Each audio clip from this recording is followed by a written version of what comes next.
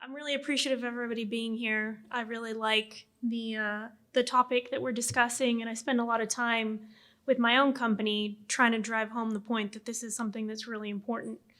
Uh, I'll just skip over this. So Mitsubishi Power Americas, we're responsible for the Americas. We have over 2,300 employees.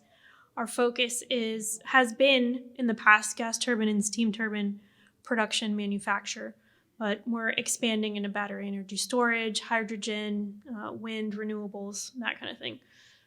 21 years in operation, and what my team does in the Intelligent Solutions Group is support all of the digital initiatives for our customers and internally. So what does that actually mean? One of the main focuses that we have is the Timoni Hub, Analytics and Performance Center. I think one of the unique things about our company when it comes to the digital transformation and our return on investment, it's a little bit different than PepsiCo and sorry, I already blanked on your company's name. I'm so sorry. Is that we don't own the assets that we're monitoring. So we're really there to support the customer and to make sure that they optimize their performance, their output, and they keep their reliability and availability up.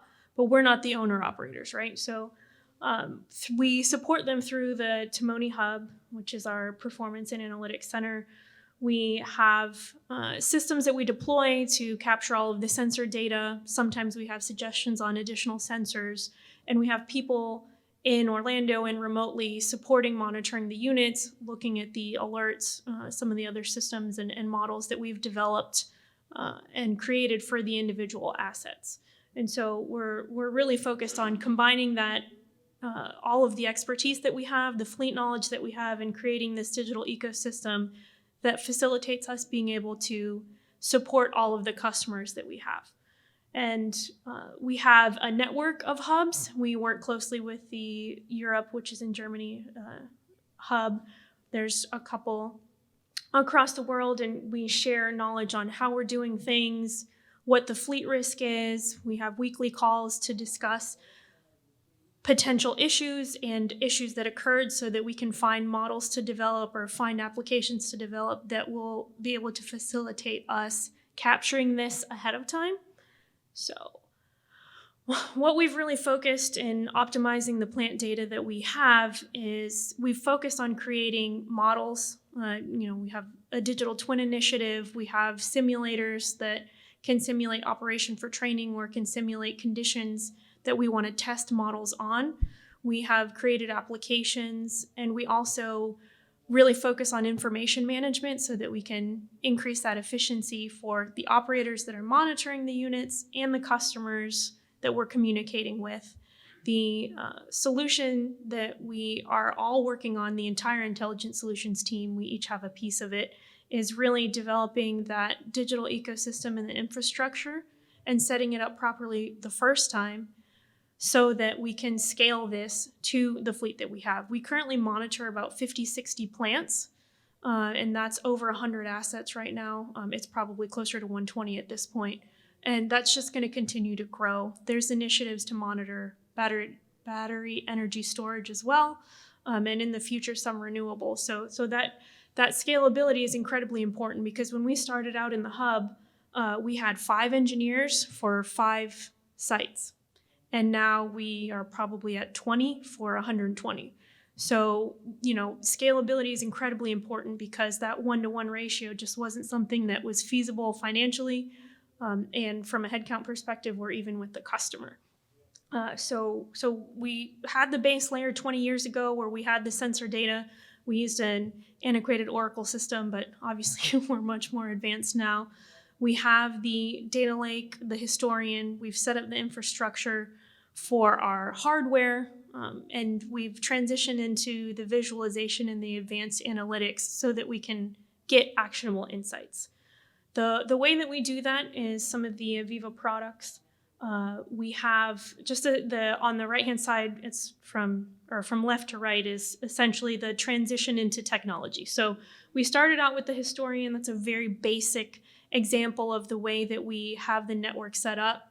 We have to comply with whatever the customer's NERC SIP requirements are. So that there's several iterations when it comes to setting that up if we're going to monitor it. but this is a generic version of that. Then, okay, so now we have the data. I don't know how everybody else is and what industry they are, but not every sensor is named the same at every site, even if they're sitting right next to each other.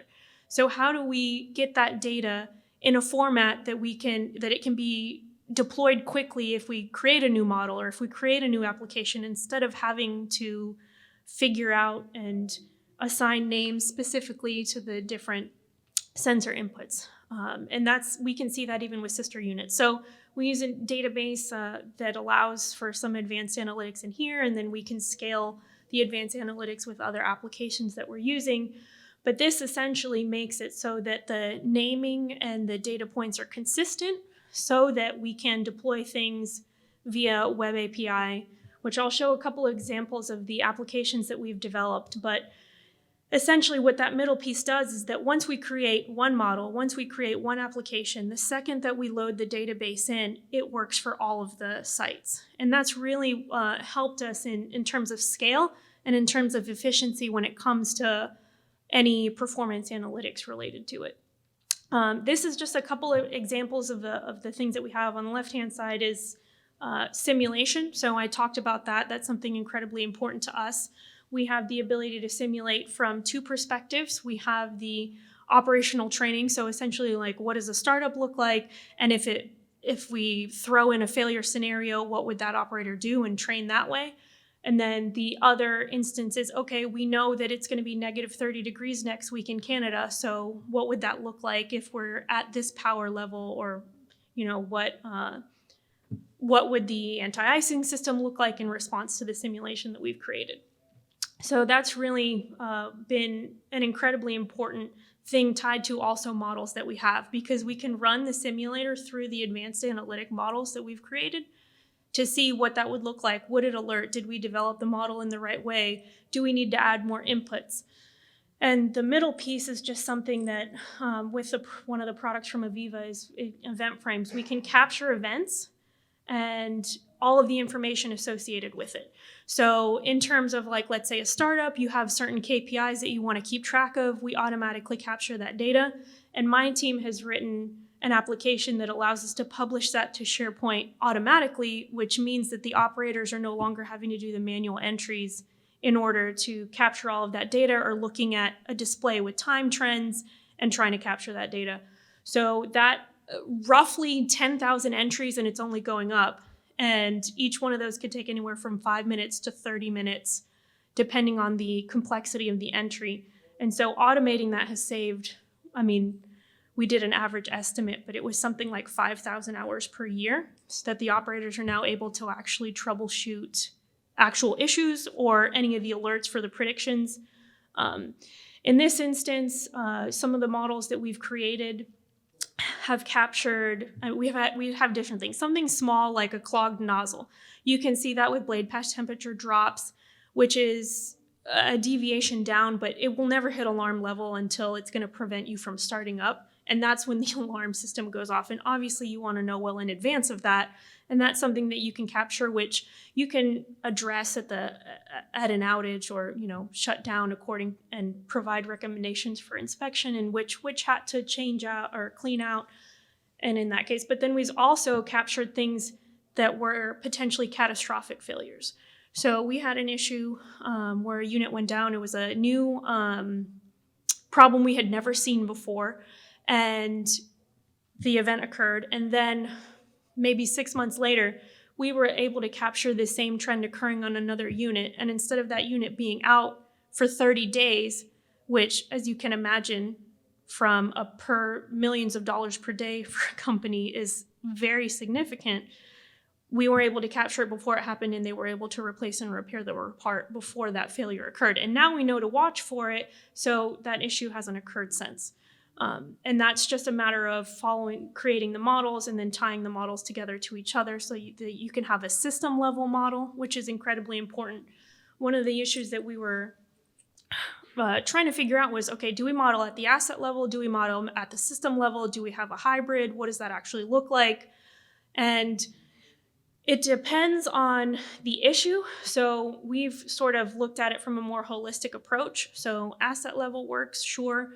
But if you want to look at the system level, because maybe not necessarily, if you have a pressure change down here, does it really affect only that system? It could affect further down the road, but that actual pump isn't in the system, the asset that you're modeling. So we've looked at that for efficiencies and performance calculations, and we take all of those into account to build the models. So some of the things that we've been able to accomplish utilizing some of the Aviva software, this is my team. It's Python backend and Angular frontend, but with the foundation of the data historian and the event frames and PyWeb API to call the data. If you ever came to the monitoring center, the performance and analytics center, the one on the left-hand side is a map that triggers when starts and stops occur. If a trip occurs, it flashes red, and then everybody knows that they need to drop what they're doing. That doesn't happen as frequently, which is good for us. We have 99.5% reliability at the moment for our fleet. So we've been, it's definitely been helpful in doing the predictions. But then, that's just preventing downtime or preventing outages. But what we've really transitioned to is improving performance. So what we want to look at, something like emissions. Okay, well, I could be loading up ammonia and my emissions are under the EPA limit, but ammonia costs money. So if you want to monitor something like that and you're monitoring ammonia consumption, and you can come up with what is impacting the emissions, do I need to do a water wash, or does my fuel need tuning, operations need tuning based on my fuel composition? That's some insight that we can provide with the models that we've created. We have compressor efficiency models, we have performance models, we have combined output for CO2e. And then this application was something we worked on where we could let the customer know how many starts they could do within a month and still be under the limit, which was really important to them too. If I tripped, how much emissions is that going to take, which is also really important. And then also giving the ability to have their engineers view their data quickly and have event-based tracking for them so that they can have a summary. Because again, we're a little bit different. They're not our assets. So we're providing all of this information to the customer because our ultimate goal is to have the highest reliability and highest availability. So the more megawatts they output, the better for us. The more they're online, the better for us, right? So that's really what our focus is in supporting the customer. And we also are working on getting automated insights to the customer, right? So we have the predictive analytics, the advanced analytics, and then, obviously we're piloting a bunch of other software so that we can get from alert to what their troubleshooting steps should be instantaneously. And so that's really the next phase of what we're working on. So I really think this is my last slide, and then we can get going and, do the panel session, and then you guys get to go to SeaWorld. But so really what we focused on, and I'm sorry for some of these being off key, but it improved productivity. So it eliminated mundane tasks for us utilizing the software that we have. Asset management streamlining, we were able to deploy applications and tools quickly for one time. I mean, it would take us weeks to deploy an application to one site because we had to do all of this tag mapping and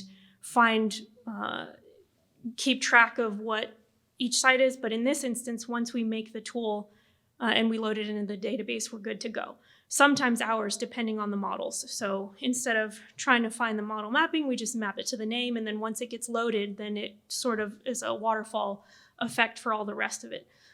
We had machine learning for fault diagnostics, which helps us provide insights to the customer based on our fleet history and our knowledge, right? Because we have a holistic view of everything that's going on. We don't just monitor Mitsubishi Power gas turbines. We also monitor non-OEM gas turbines. So we have a library of data that we can implement into these machine learning models, because in our industry, we could have one fault one time in 10 years, right? It's not the same consistent fault. Like I used to work in the wind energy field, and we had like 5-10 faults that we would see consistently, and we could plan according to that. We could plan our parts. But in this instance, you may see a fault one time, but if you see it one time, then you can map it out for the rest of the fleet, which is something that's really important to us. You don't have to wait for the fault to occur to plan for it when you're looking at a fleet holistic view.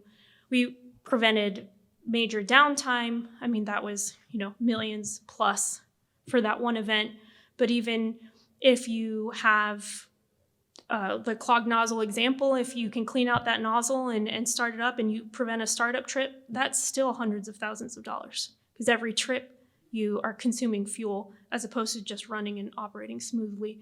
And then with the shortened downtime, with the actionable insights and predictive analytics, we've been able to maintain that 99.5% reliability across the fleet, which just gives the customers confidence that they'll be able to push that start button and go.